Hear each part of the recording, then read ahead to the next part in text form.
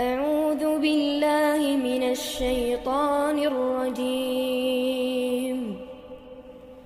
بسم الله الرحمن الرحيم السلام عليكم ورحمة الله وبركاته. إن الحمد لله نحمده ونستعينه ونستغفره ونعوذ بالله من شرور أنفسنا ومن سيئات أعمالنا. من يهده الله فلا مضل له ومن يضلل فلا هادي له. وأشهد أن لا إله إلا الله وحده لا شريك له وأشهد أن محمدا عبده ورسوله لا نبي بعده. وبعد. Para hadirin jamaah Masjid Syafi'i yang saya muliakan, malam hari ini kita masuk membahas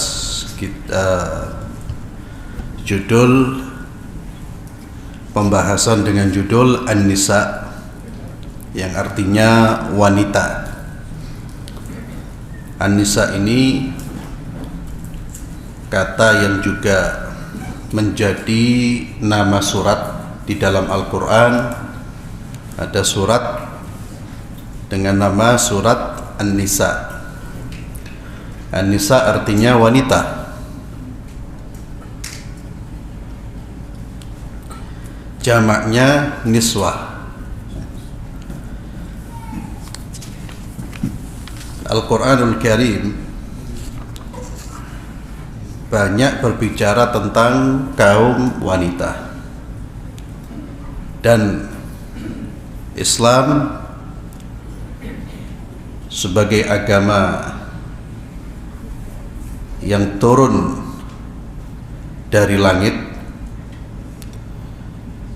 telah memberikan kedudukan kepada kaum wanita dengan kedudukan yang terhormat,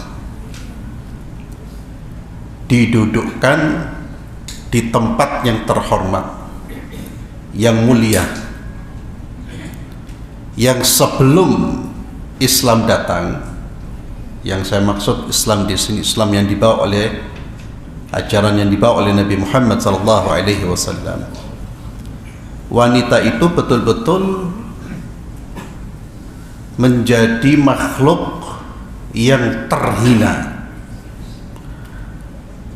baik di peradaban Romawi, Yunani, Persia. Semua peradaban itu memberi tempat kepada wanita di tempat yang tidak semestinya. Wanita menjadi bahan eksploitasi, termasuk juga wanita di dalam bangsa Arab jahiliyah. Bangsa Arab jahiliyah itu melihat wanita seperti barang yang tidak punya nilai, tidak ada harganya. Dan ini bisa kita baca dalam sejarah, termasuk juga kita bisa membaca dari ayat-ayat Al-Quran yang berbicara tentang wanita, yang turunnya ayat-ayat itu sebagai bentuk kritik atau sebagai bentuk merubah pola pikir masyarakat Arab pada saat itu terhadap wanita. Di dalam bangsa Arab, wanita itu kalau ditinggal mati suaminya, maka dia dimiliki oleh sang anak yang ngatur. Itu sudah menjadi milik anaknya. Wanita tidak mendapatkan warisan. Itulah mengapa turun ayat yang menegaskan wanita mendapatkan bagian dari warisan. Ayat itu turun sebagai bentuk koreksi terhadap kebiasaan atau terhadap undang-undang yang berlaku bahwa wanita tidak mendapatkan bagian warisan. Secara garis besar, kehidupan wanita itu berada dalam taraf yang memprihatinkan. Ya, mereka seperti makhluk yang memang tidak berdaya. Dan ini tidak hanya terjadi di masyarakat Arab. Ya, di masyarakat di luar Arab juga sama. Mereka menjadikan wanita sebagai bahan eksploitasi, dieksploitasi, dimanfaatkan untuk kepentingan-kepentingan, dijadikan budak nafsu.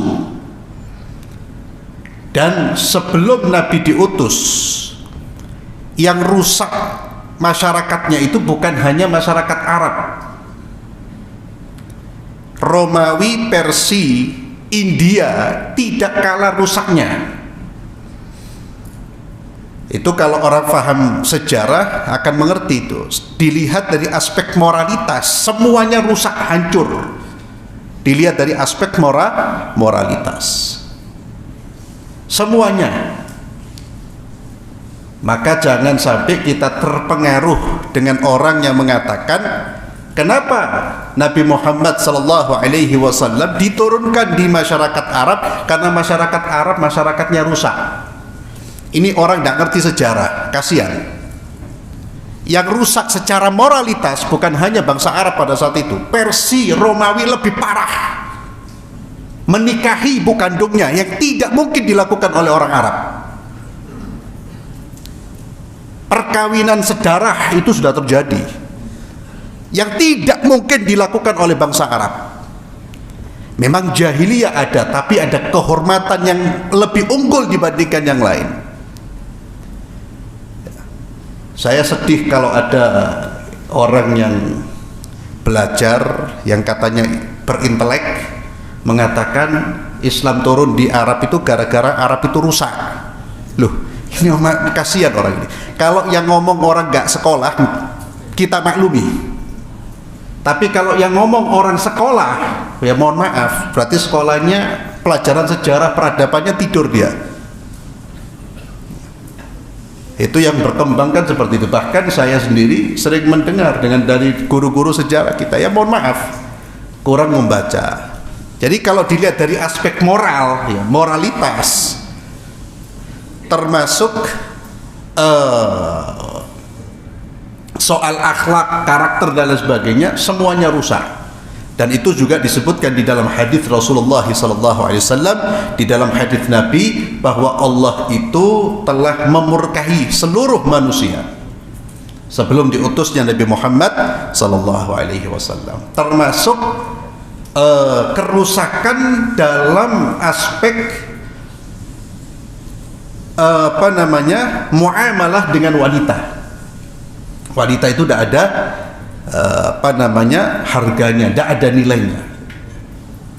Islam kemudian turun mengangkat derajatnya kaum wanita, diangkat di tempat yang tidak ada satupun ideologi yang mengangkat seperti Islam mengangkat kaum derajatnya wanita.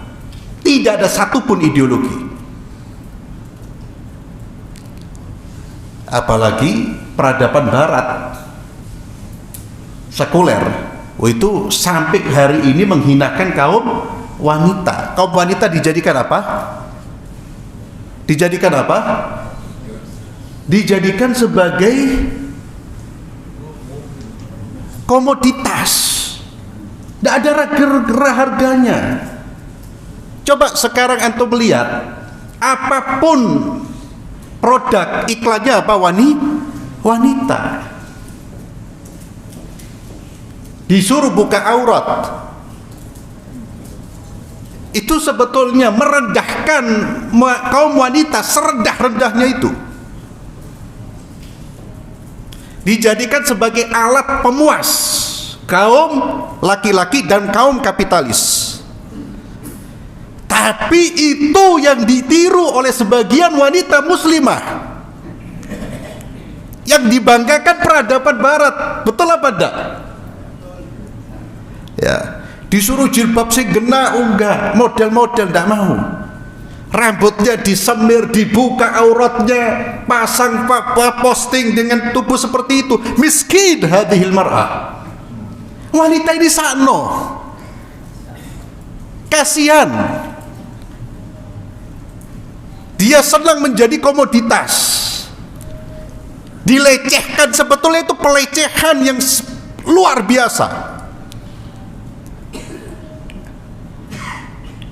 Terbuka itu semakin bangga, padahal yang terbuka itu biasanya tidak dipakai, bahkan dibuang. Nah, antum dikasih permen yang masih ada bungkusnya dengan permen yang sudah dibuka, mana yang antum terima? Saya kalau bungkus sih dibuka, dibuang sampah. Allah yahfad iki, wis kotor iki. Ya. Tapi banyak yang seneng buka-bukaan, padahal agamanya itu sudah ngangkat. Dia sendiri yang menjatuhkan, yang dilihat berharap. Ngadakno perkawinan khoyal franji, khoyal barat, dansa-dansi, api jilbaban, musik, ya salah, ya lanang wedok dansa-dansi. Ya akhi, nekono ustad-ustadz jenggotan mawur surbanan, qala Allah qala Rasul. Setelah itu Allahu Akbar. Saya bilang pelecehan Anda mas. Lebih baik Anda datangkan jangan ustad. Kasihan. Ya. Afan kalau ada yang tersinggung. Peradaban barat dilihat. Wanitanya diumbar, manggil biduanita. Itu keopo. Terus Anda manggil ustad habis ceramah. Wah kadang-kadang ustad ojo suwe-suwe lek ceramah ustad. Loh. Musiknya 3-5 jam mafisye. Musiknya 3-5 jam mafisye hatta ilal lail. Ya. Ustaz Nabi dungo, ya Allah, Allahumma barik lahuma wa barik alaihi barik. Isyhada. Harimnya kemudian dibiarkan seperti orang-orang barat. Bukan jilbaban. Jilbaban tapi polanya, perilakunya seperti mereka. Jadi kembali kepada Islam itu kembali kepada kemuliaan.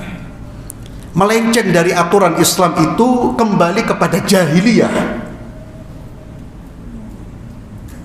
Hatta dia orang pendidikannya seperti apa, gelar akademiknya seperti apa, kalau melenceng dari aturan Islam itu seperti orang jahiliyah, kembali ke masa lalu. Tapi bukan ke masa lalu yang positif, ke masa lalu, ke masa jahiliyah yang Al-Quran turun untuk apa? Memperbaiki kondisi jahiliyah itu. Jadi kaum wanita jangan kembali ke masa jahiliyah. Islam sudah mengangkat Anda setinggi-tingginya, sudah dimuliakan. Sampai-sampai wanita yang paling orang yang paling dihormati itu siapa? Wanita, ibu. Ya, 3 kali ibu itu, ibu, ayahmu. Itu kan salah satu bentuk bagaimana Islam mengangkat derajat kaum wanita. Beberapa ayat Al-Quranul Karim berbicara tentang kaum hawa, tentang kaum wanita dalam berbagai macam konteks. Di antaranya adalah firman Allah Subhanahu wa taala di dalam surat Al-Imran ayat 14. Allah Subhanahu wa taala berfirman, "A'udzu billahi minasyaitonir rajim. زين للناس حب الشهوات من النساء والبنين والقناطير المقنطرة من الذهب والفضة والخيل المصومة والأنعام والحرث ذلك متاع الحياة الدنيا والله عنده حسن المآب." زين للناس, sudah dihiasi di dalam diri manusia. Zuyina berarti sudah terjadi. Allah itu memberi satu kecenderungan di dalam diri manusia. hubbus syahwat, kecenderungan menyukai hal-hal yang menarik syahwat. Syahwat itu kecenderungan diri, kecenderungan jiwa. Sudah diciptakan di dalam diri manusia itu kecenderungan terhadap wanita, ya, senang, cinta, hob itu cinta, suka dengan wanita, cinta dengan wanita, anak-anak, harta yang berlimpah, harta dengan segala jenisnya, emas, perak, kuda tunggangan, binatang ternak, semua itu sudah menjadi hal yang kecintaannya itu telah ditanamkan di dalam diri manusia. Jadi kalau ada wanita, laki-laki menyukai wanita, wajar. Lu anakku wis mulai doyan wedo, wis mulai, lu wajar. Selama tak doyan lanang, ya. Cuma nanti diarahkan. Kecenderungan semua manusia, yang perempuan punya kecenderungan tertarik dengan lawan jenis, itu sudah tertanam, sudah ada di dalam diri manusia. Hob termasuk senang dengan dunia. Jadi jangan larang orang senang dengan hartanya, jangan, tidak mungkin itu, mustahil. Dan Islam tidak melarang semua, karena Allah sudah menjelaskan, zuyina, sudah Allah yang menciptakan, Allah yang menghiasi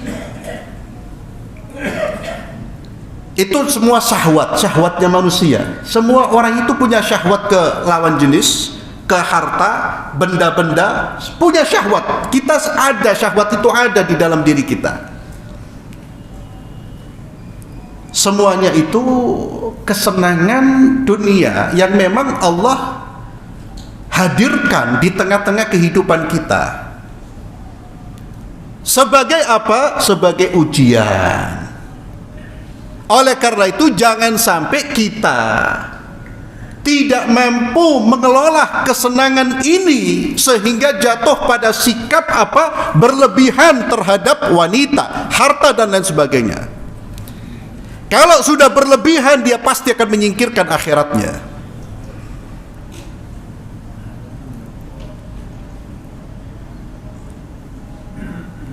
Kenapa melawan syahwat itu berat? Karena syahwat itu sudah ada di dalam diri kita. Kita ini perang, itu makanya disebut jihadun nafs, jihad melawan hawa nafsu. Karena kita perang bukan musuh di luar diri kita, tapi kita berperang dengan musuh yang ada di dalam diri kita. Dan jihad itu, jihad melawan hawa nafsu kan bukan menghilangkan, bukan memusnahkan, karena fitrah ini tidak bisa dimusnahkan, tapi dikontrol, dipaksa dia agar dia tidak melenceng dari tujuan diciptakannya manusia. Tujuan dari diciptakannya rasa cinta, tujuan dari diciptakannya rasa takut, tujuan dari diciptakannya rasa menyukai. Semua manusia diciptakan dengan emosi seperti itu, ada di dalam diri manusia. Emosi cinta, senang, bahagia, menyukai, takut. Jangan sampai dia tidak mampu mengontrol sehingga mengarahkan kehidupannya ke jalur yang tidak diridhai oleh Allah. Maka dia harus memaksa itu. Cintanya harus dipaksa. Kecenderungan kepada wanitanya pun harus dikontrol. Oleh karena itu, karena kita punya kecenderungan, Islam memberikan cara-cara mengontrol kecenderungan ini. Maka tidak dihapus. Islam tidak pernah, tidak ada satupun ajaran Islam yang mengharamkan secara mutlak kecenderungan manusia, nggak ada. Islam mengharamkan haram nikah wanita, tidak mungkin. Itu kalau ada ajaran seperti itu, tidak akan eksis di atas muka bumi ini, pasti ditentang. Antum lihat, ada ajaran-ajaran yang orang-orang tertentu tidak boleh menikah. Yang terjadi apa? Banyak bayi dikubur di bawah tanah. Hasil apa? Aborsi. Nggak kuat ya akhi. Karena melawan apa? Fitrahnya. Wong Allah kasih kecenderungan kepada lawan jenis. Banyak kemudian skandal, kemudian banyak penyelewengan seksual yang dilakukan oleh mereka yang merasa bahwa ajarannya mengharamkan pernikahan. Tidak ada. Maka semua agama pun pasti menghalalkan itu, karena itu sudah menjadi bagian dari tubuh manusia, ada di dalam jiwa manusia. Maka Allah ingatkan, wallahu indahu husnul ma'ab. Jangan sampai kecenderungan kita itu membuat kita jauh dari Allah, membuat kita tidak memperoleh apa yang ada di sisi Allah. Silahkan Anda cinta wanita, silahkan Anda cinta anak-anak Anda, silahkan Anda mencintai harta-harta Anda, tapi jangan sampai kecintaan itu membuat Anda jauh dari Allah. Karena yang di sisi Allah lebih nikmat, lebih baik dari semua yang Anda miliki itu. Ini orang harus cerdas mengontrol apa yang dia miliki. Kesukaannya itu harus betul-betul dikontrol. Maka Islam memberikan aturan. Islam mengajarkan kepada kita, kenapa sih laki-laki dan perempuan tidak boleh berkholwat? Ya karena ini. Ya. Laki-laki dan perempuan tidak boleh berkholwat. Berkholwat itu berduaan tanpa ada seorang pun di sekitarnya.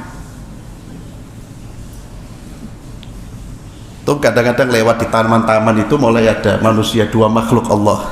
Ya. Semakin sunyi itu semakin favorit tempatnya itu. Kenapa Islam melarang? Ya karena ini, karena masing-masing laki dan perempuan punya kecenderungan, punya syahwat. Maka mustahil kalau sudah dua berkholwat tidak ngapa-ngapain. Mustahil ya akhi. Sudah dua berkholwat, yang satu ngadep sana, yang satu ngadep sini. Pacaran Islami ya. Tak oleh pacaran itu ketemuan ngadep sana. Apalagi Nabi SAW mengatakan apa? Illa thalithuhuma syaitan. Yang ketiganya siapa? Syaitan. Dua orang sama-sama punya syahwat, punya kecenderungan. Syahwat itu kan mendorong, terus disohibin sama siapa? Syaitan. Yang terjadi apa? Zikir bareng, baca Quran bareng, hatta ustadz abik murid. Hati-hati ya akhi, hatta ustadz abik murid. Jangan berkholwat. Itu pesan Umar bin Khattab. Akhirnya terjadi kasus skandal. Santriwati ya, orang tuanya terlalu lugu, dikiranya ustadz, kiai, apapun namanya, gelar-gelar di masyarakat itu dikiranya non syahwat. Lah ya akhi, tidak ada yang bersih kecuali siapa yang tidak punya syahwat? Malaikat. Malaikat tidak ada syahwat. Itulah mengapa sampai terjadi diskusi di antara para ulama, mana yang lebih mulia, malaikat atau orang yang bertakwa? Sebagian mengatakan orang yang bertakwa. Kalau dia betul-betul bertakwa, dia lebih mulia dari malaikat. Kenapa? Dia ada syahwat, malaikat tidak ada syahwat. Jadi malaikat kalau nggak maksiat, ya memang Allah ciptakan seperti itu. Kalau manusia berani atau dia mampu mengontrol nafsunya, itu istimewa. Kemudian Islam melarang berkholwat. Islam menyuruh kita untuk menutup aurat. Kenapa? Karena punya kecenderungan semuanya, Pak. Semua punya kecenderungan. Setiap hari ketemu dengan lawan jenis tanpa ada batas.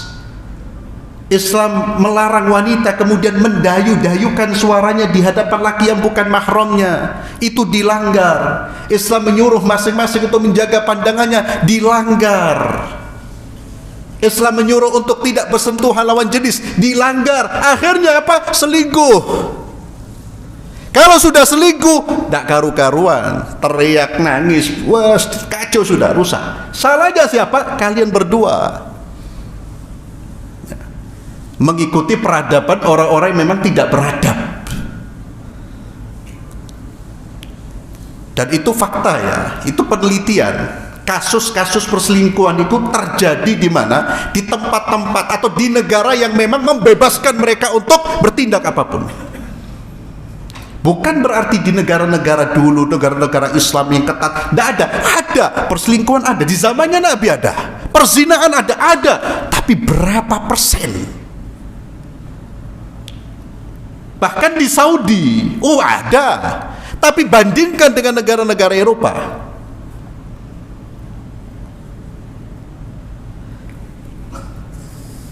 maka Allah ingatkan, wallahu indahu husnul ma'ab.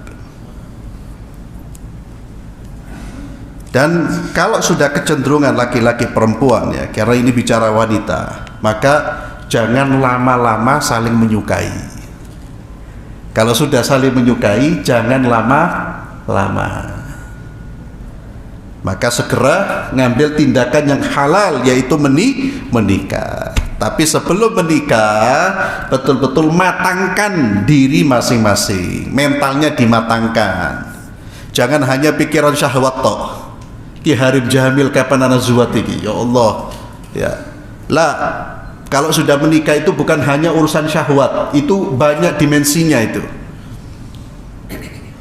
Rumah tangga itu membentuk apa? Satu masyarakat kecil itu. Dan orang tua harus tahu ya.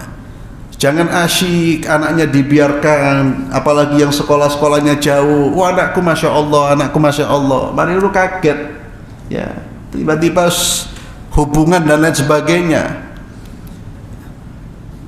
Tapi orang kalau mau menikah tetap tidak hanya bondo nekat, bondo lillahi, semua Allah yang akan semua. Betul, sahih ada. Tapi harus ada ikhtiar ya. Itu mau zuwat ini mental sebagai suami harus betul-betul terinstal di dalam diri kita. Karena orang kalau sudah menikah itu beda dengan sebelum menikah. Kalau menikah kemudian yang terjadi dia memposisikan diri seperti sebelum menikah, ya sudah. Ya. Sudah zuwat itu sudah beda semuanya. Kemudian di dalam surat An-Nisa ayat 1 Allah Subhanahu wa taala firman, ya ayyuhan nasu taqu rabbakumul ladzi khalaqakum min nafsin wahidah. Wahai manusia, bertakwalah kalian kepada Allah yang menciptakan kalian dari jiwa yang satu. Ya, Imam At-Tabari rahimahullahu taala menyebutkan yang menciptakan kalian dari jiwa yang satu itu Adam, wa khalaqa minha zawjaha, dan Allah menciptakan dari Adam itu pasangannya. Jadi kata-kata zauj itu artinya pasangan hidup. Wa khalaqa minha zawjaha ya, dan disebutkan di dalam hadis yang sahih, hadis Bukhari Muslim, bahwa Hawa itu diciptakan dari tulang rusuknya Adam alaihi salatu wassalam ya, dan itu yang tertulis dan yang kita baca secara tekstual seperti itu. Walaupun ada sebagian orang yang kemudian mengatakan terciptanya Hawa dari tulang rusuk itu bukan hakiki, bukan diambil dari tulang rusuknya lalu jadilah Hawa, tapi itu majazi, kiasan. Namun tidak ada alasan bagi kita untuk mengatakan itu kiasan ya. Allah itu maha mampu. Selama tidak mustahil, dan tidak ada yang mustahil bagi Allah, kenapa harus memalingkan apa yang disabdakan oleh Rasulullah sallallahu alaihi wasallam? Kalau semua hal yang kemudian kita boleh mentakwil, memalingkan, akhirnya nanti orang sembarangan mentakwil segala sesuatu, tidak cocok dengan logikanya, tidak cocok dengan usul prinsip-prinsip filsafatnya, kemudian ditakwil, ditafsir, bahkan ditolak. Akhirnya bukan akal kita mengikuti agama, agama ngikuti akal kita, itu bahaya. Kalau belum sampai nyambung, ya terima aja sudah. Sami'na wa ata'na, amanna, kami beriman. Memang kalau peradaban barat itu kan dibangun di atas rasionalisme, rasional, empirik, rasional, berdasarkan bukti-bukti indrawi yang bisa dibuktikan secara indrawi, dan juga berdasarkan hukum kausalitas, hukum sebab akibat yang bisa dilihat. Agama tidak bisa semuanya seperti itu, tidak bisa ya akhi. Makanya ada konsep iman di dalam agama. Iman itu bukan bicara ini Pak, iman itu hati, keyakinan. Maka jangan merasionalkan, berupaya untuk merasionalkan semua ajaran agama. Kalau itu Anda paksakan, Anda akan banyak menolak ayat-ayat Allah dan juga hadis-hadis Rasulullah sallallahu alaihi wasallam. Akhirnya konsep iman itu tidak berlaku lagi. Dan itulah yang membedakan orang yang mukmin dengan orang yang tidak beriman. Orang beriman itu meletakkan keyakinan di atas segala-galanya. Kalau yang tidak beriman, rasio di atas segala-galanya. Wa khalaqa minha zawjaha, dan Allah ciptakan darinya pasangan hidupnya, yaitu Hawa. Ya, ini tafsir Al-Imam At-Tabari dan juga para tafsir yang ada. Wa batha minhuma rijalan katsiran wa nisaa. Dan darinya Allah Subhanahu wa taala menciptakan atau mengembangbiakkan laki-laki dan perempuan. Jadi kehidupan manusia, kelestarian hidup manusia itu salah satunya adalah dengan menikah laki-laki dengan perempuan. Dan memang salah satu tujuan dari menikah itu agar bertambah umat Muhammad sallallahu alaihi wasallam. Yang namanya menikah itu laki dengan perempuan. Kalau laki dengan laki bukan menikah. Ya, perempuan dengan perempuan itu bukan menikah. Tidak ada pernikahan sejenis, tidak ada. Islam bahkan bukan Islam yang mengharamkan pernikahan sejenis, itu semua agama. Ya, semua agama itu mengharamkan itu. Tidak ada yang menghalalkan. Bahkan kalau tidak ada agama, naluri manusia itu menolak. Kok manusia menolak? Binatang pun menolak. Pernah antum lihat kambing sama kambing jantan menikah dengan kambing jantan? Pernah apa enggak? Bukan menikah, hubungan. Pernah apa enggak? Enggak pernah. Menolak. Jantan ketemu jantan main tanduk. Ya. Tukaran. Jangan kambing, binatang yang paling bodoh sering dijadikan sebagai perumpamaan kebodohan, yaitu himar, keledai. Datangkan himar jantan dengan himar jantan, zuat apa enggak? Enggak, tertolak lah. Lo binatang saja nggak mau kok menungso gelem iki lho. Ya. Dan itu subhanallah dilegalkan di negara-negara yang katanya maju. Maka hati-hati antum ngomong maju itu, mungkin dari aspek teknologi maju, tapi moral hancur mereka. Dan itu yang akan membuat mereka akan hancur. Keunggulan apapun jika tidak ditopang oleh moralitas, peradaban yang betul-betul beradab, maka akan hancur, akan binasa, akan rusak. Teknologi maju tapi tidak ada moral. Nilai-nilai agama disingkirkan. Maka yang terjadi apa? Kekosongan ini Pak, jiwa.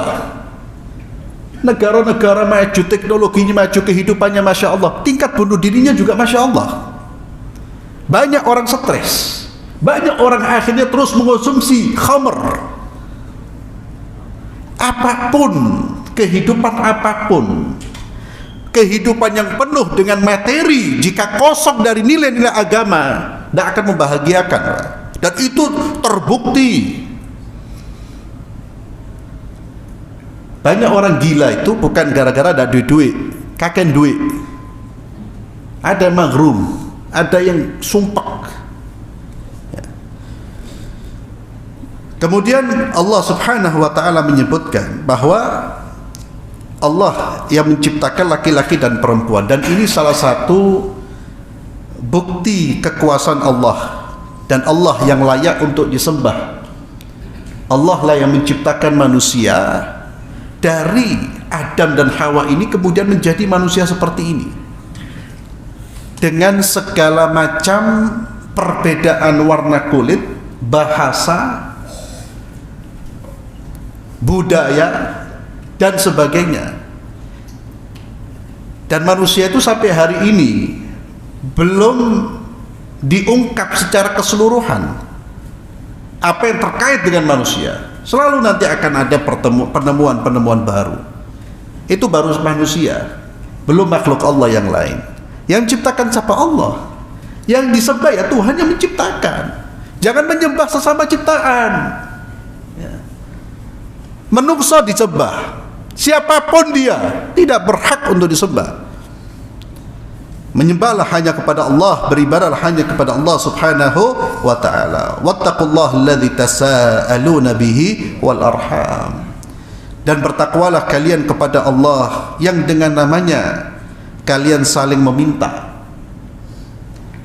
Wal arham, yakni dan bertakwalah kalian kepada Allah di dalam hubungan rahim di antara kalian, hubungan kekerabatan di antara kalian. Bertakwalah kepada Allah. Lihatlah, perhatikan hukum-hukum Allah ketika kita bermuamalah dengan kerabat kita. Jangan putuskan hubungan kekerabatan. Wattaqullah, bertakwalah kepada Allah. Innallaha kana 'alaikum raqiba. Sesungguhnya Allah Subhanahu wa ta'ala maha raqib. Apa raqib itu? Iya, mengawasi. Malaikat atid dan raqib. Allah maha mengawasi. Tidak ada satupun gerak-gerik kita yang tidak terawasi. Dan pengawasan Allah itu pasti ada konsekuensinya. Apa yang dilakukan oleh manusia, yang baik Allah akan beri balasan, yang buruk juga Allah akan beri balasan.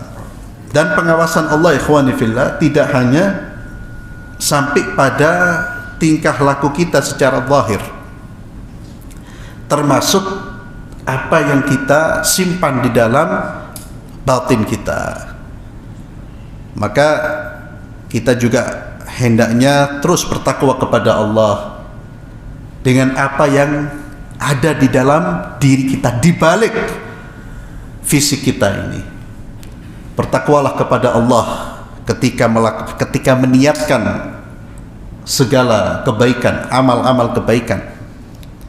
Jangan sampai ada niat-niat kepada selain Allah Subhanahu wa ta'ala. Bertakwalah kepada Allah dalam memandang saudara-saudara kita. Jangan sampai kita menyimpan kebencian yang tidak pada tempatnya. Kita menyimpan sifat-sifat hasad, itu diawasi oleh Allah. Manusia tidak bisa mengawasi.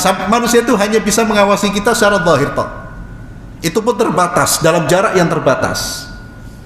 Tapi kalau Allah luar dalam kita diawasi, maka pengawasan Allah itu juga kita jadikan sebagai kesadaran untuk betul-betul menjaga perbuatan kita, tidak hanya perbuatan lahir kita, lahiriah kita, fisik kita, tapi juga perbuatan batin kita. Apa yang kita simpan harus kita jaga. Jangan sampai Allah melihat sesuatu yang buruk di dalam diri kita. Di dalam diri kita menyimpan keburukan, tapi kita di hadapan orang menampilkan kebaikan. Oh, itu sangat diberkahi oleh Allah Subhanahu wa ta'ala.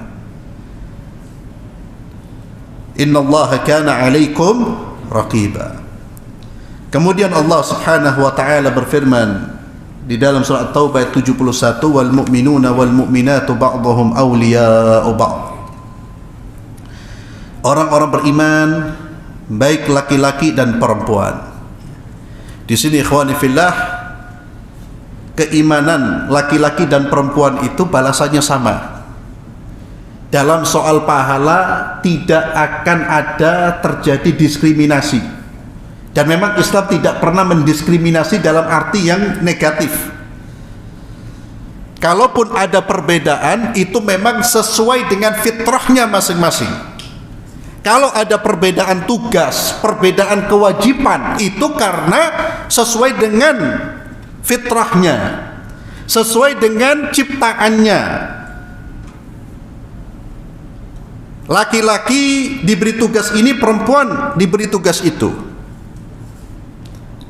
Siapa yang memberi tugas? Allah. Siapa Allah yang menciptakan laki-laki dan perempuan? Pencipta paling tahu apa yang dibutuhkan dan apa yang seharusnya dilakukan oleh yang diciptakannya.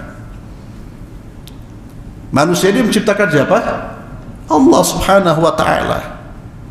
Maka kalau kita ini mau hidupnya baik, ya, beres, tidak rusak, kembali kepada siapa? Kembali kepada Sang Pencipta.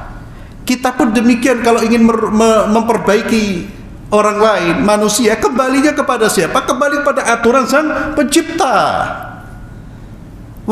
Dalam soal elektronik, barang-barang saja kita nggak akan mungkin bawa barang kita yang rusak itu ke pabrik merek lain. Antum punya barang elektronik apalagi yang mahal, ya, biasanya rokis-rokis ditaruh di emperan siapapun, fadol. Tapi yang mahal-mahal, tidak mungkin dia akan memberikan servis barang yang rusak itu kepada orang yang tidak mengerti tentang barang atau yang bukan memproduksi. Merek A rusak, dia punya barang merek A rusak, larinya kemana? Ke tempat servis, layanan servis merek A. Itu sudah hal yang tidak bisa ditolak oleh akal kita. Kenapa? Karena yang memproduksi lebih tahu, luar dalam dia lebih tahu. Itu urusan barang, tapi urusan hal-hal dunia kita gak seperti itu.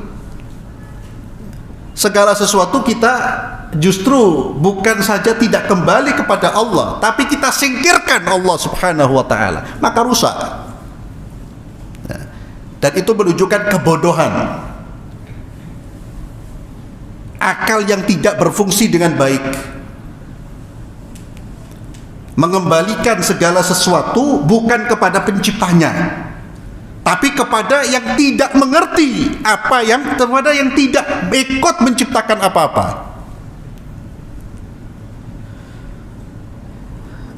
Dalam aspek aturan ada perbedaan antara laki-laki dan perempuan. Kewajiban pun demikian.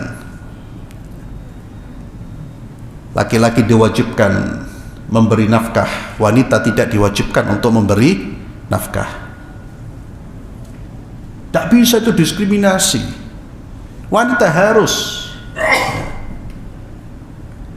Yaitu ucapan orang-orang yang kasihan. Dia tidak tahu apa-apa tapi merasa tahu. Loh, itu Tuhan tak? Kamu yang menciptakan makhluk ini.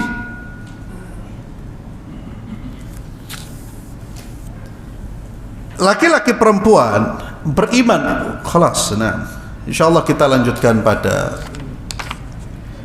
pertemuan berikutnya. Kita, nah, sudah masuk Isya ya? Belum? Oh, 3 menit. Ewa, 3 menit itu seperti 3 detik. Nah, jadi insyaallah kita lanjutkan pada pertemuan berikutnya ya. Itu sudah kita kedip. Ini insyaallah kita bahas mulai surat Taubah 71 dan ayat-ayat yang lain insyaallah pada pertemuan berikutnya. Kita akhiri dengan doa kafaratul majlis. Subhanakallahumma bihamdik asyhadu an la ilaha illa anta astaghfiruka wa atubu ilaik. Assalamualaikum warahmatullahi wabarakatuh.